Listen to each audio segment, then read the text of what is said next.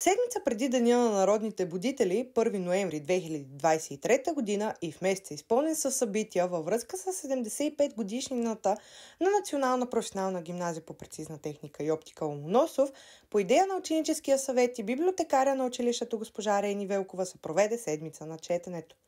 Класовете сами избраха учител, когото да поканят да чете книга с тях в част на класа. Някои класове избраха класните си, други поканиха учители по любими предмети. Някои от тях четоха, други дори рецитираха. България цяла сега нази гледа. Този връх висок е. Тя ще ми съзре, ако би бегали. Да мен по-добре. Няма да се лъжи. Имахте томба. Всяка дърво мече, всяка камък бомба, всяко нещо луда, всяка душа план. Там и да изчерваха там. Кавайте телата! Някои си изтряски трупове мъртви фръкнаха за частка, като телени черни на черни рояк, като улиц, турбаят, като живи бак. И турците тръпнат, друг път невидели, ведно да се бият живи и умрели, и въздухът цепят с демонски вик. Боя се обръща на смърт, на щик. Героите наши, като скали твърди, желязото срещат с железни си гърди и фъргат се с песни свирепата сеч, като виждат хладно, че умират вече. Но вълни по-нови от орбити ваши гълбът потопяват орляка юнашки и още миг ще падне заветния хълм. Изведнъж Радецки пристигне с зли. И днес си от Балкана, щом буря се праща, спомни от този ден бурен, шуми и препраща славата му дигна като някой еко, от урва на урва и от века. Господин Борис Запрянов прочете пред 11 А клас отказ от романа на Димитър Талев «Железния светилник». Хаджи Серафимовата внука. Преспа беше град със стара слава и със своите 10, а може би и 15 хиляди жители, беше един от най-големите градове в Македония. Улиците му бяха тесни и криви, на няколко места се отваряха малки площади и само житният и конският пазар бяха доста широки празни места на двата края на чаршия.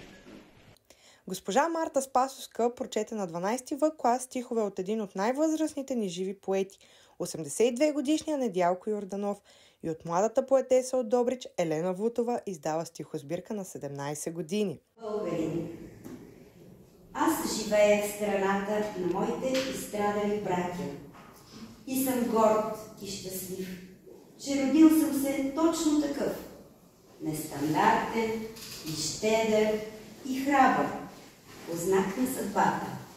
В мен пулсира горещата, дивата българска кръв.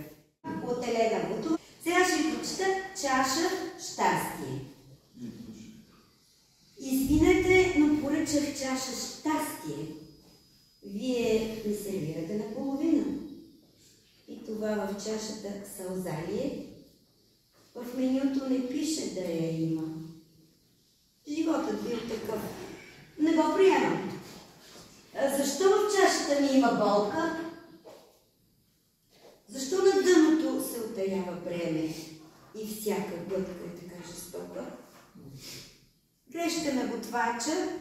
Да, разбирам. Но погрешка ми налял живот. Няма нищо и това ще мине. Сметката и мъничко любов. Госпожа Румяна Комарска чете пред 8 Г клас отказ от избран от учениците американски криминален роман.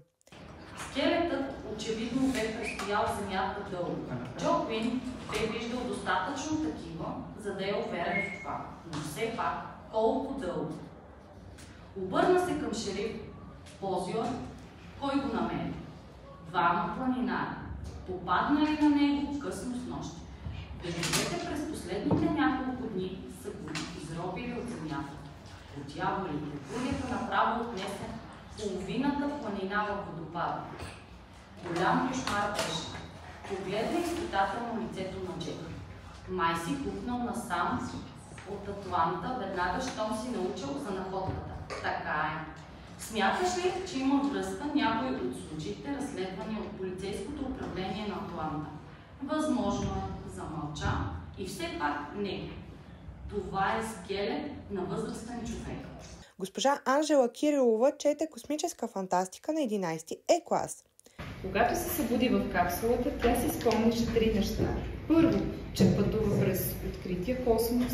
Второ, че е на път да започне новата си работа, на която не можеше да се позволи да се провали. Трето, беше подкупила един правителствен чиновник, за да й създаде нов идентификационен файл. Нищо от това не беше ново за нея и все пак не беше приятна мисъл, с която да се събудиш.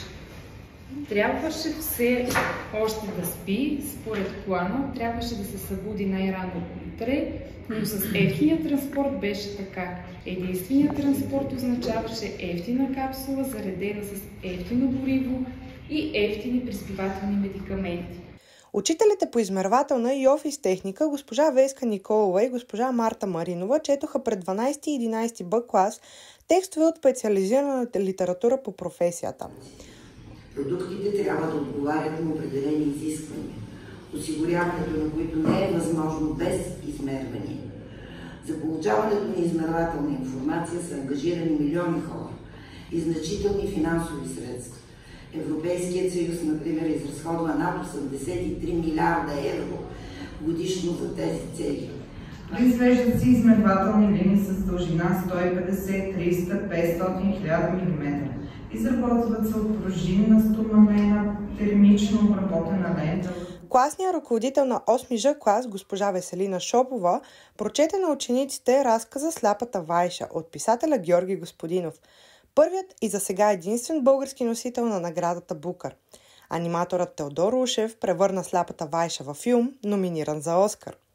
Учителката ни по немски език, госпожа Емануела Дамянова, чете на 9 А клас избрани творби на Радой Ралин. Учителите ни по физическо възпитание и спорт също четоха. Госпожа Мартина Николова прочете пред 9 Б клас отказ от романа "Мадам Бовари", а госпожа Кремена Пешева запозна учениците от 9 З клас с постиженията на световните звезди в спорта. А на 2 ноември младата ни учителка по български език и литература Виктория Бошкова заведе свои ученици от 12 клас на премиерата на новия роман "Рана" на Захари Карабашлиев в Младежкия театър. Посвещението върху книгата си писателят написа: "С вяра и победа над невежеството. Четете, четенето е знание, култура и възход на духа."